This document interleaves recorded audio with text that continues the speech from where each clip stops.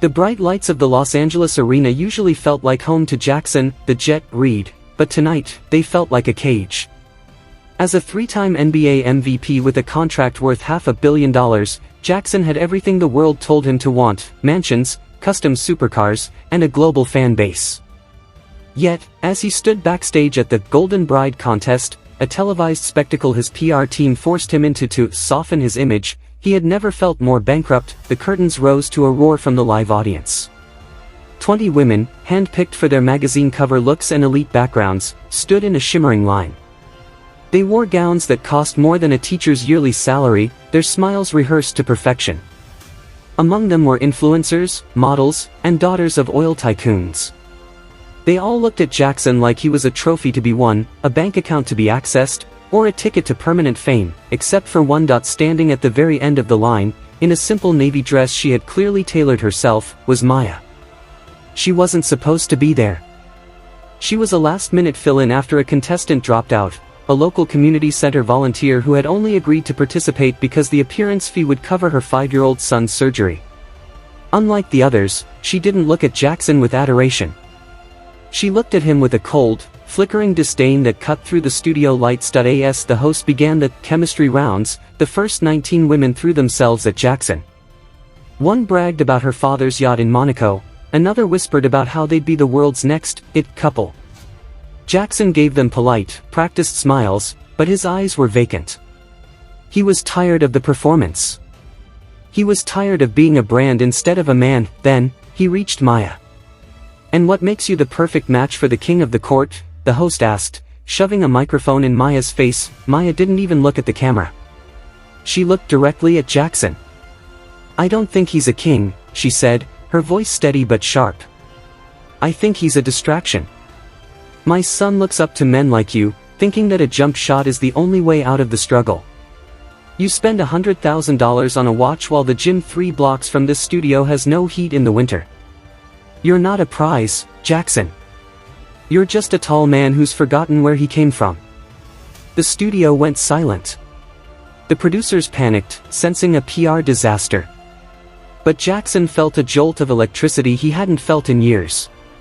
For the first time in a decade, someone wasn't lying to him. The contest continued through various challenges, cooking, dancing, and etiquette tests. The 20 women excelled, displaying grace and charm. Maya, however, failed miserably. She refused to dance, stating she had worked a double shift and her feet hurt. She didn't know which fork to use for salad. She spent the breaks in the corner, hidden away, frantically checking her phone for updates from her son's babysitter. Jaxon watched her closely. He saw her rub her tired eyes. He saw the way she didn't try to hide her frustration with the vanity of the event.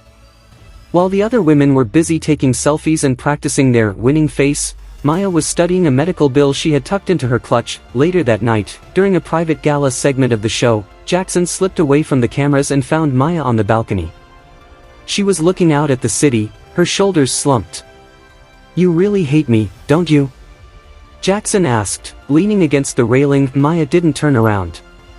"I don't hate you. I hate what you represent.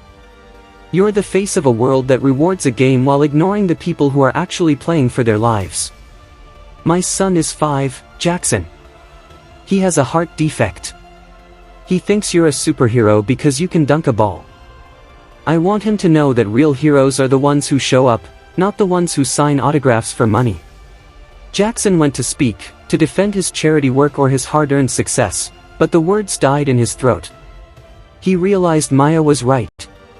He had become a character in his own life. He had surrounded himself with yes men and beautiful women who never challenged him. He was a billionaire, but he was starving for the truth. The final night of the contest arrived. The world was watching, expecting Jaxon to choose the daughter of a billionaire tech mogul or the international supermodel who had been the fan favorite.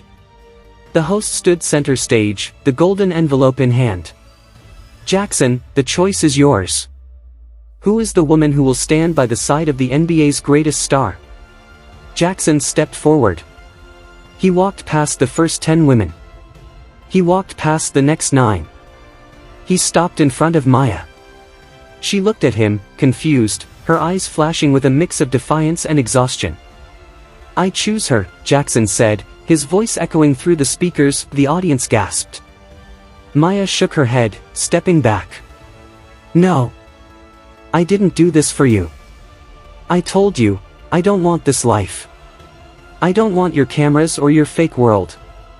Jaxon dropped the microphone and spoke to her, man to woman, without the filters. I don't want it either, Maya. Not like this. I don't need a queen to look good on a red carpet. I need someone who reminds me why I started playing this game in the first place.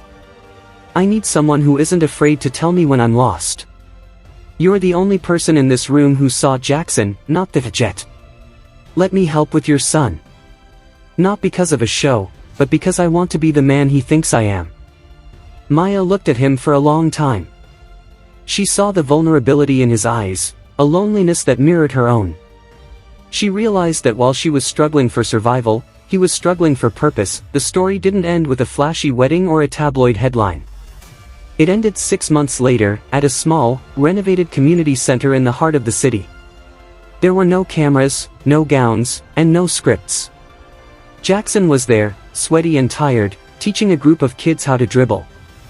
Maya was there, watching from the sidelines, her son running toward Jaxon with a healthy, vibrant laugh. Jaxon didn't choose the prettiest woman, he chose the one who made him want to be a better man.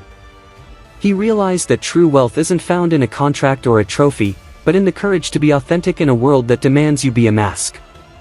The greatest win of his career didn't happen on the court, it happened the moment he stopped looking for a fan and started looking for a partner.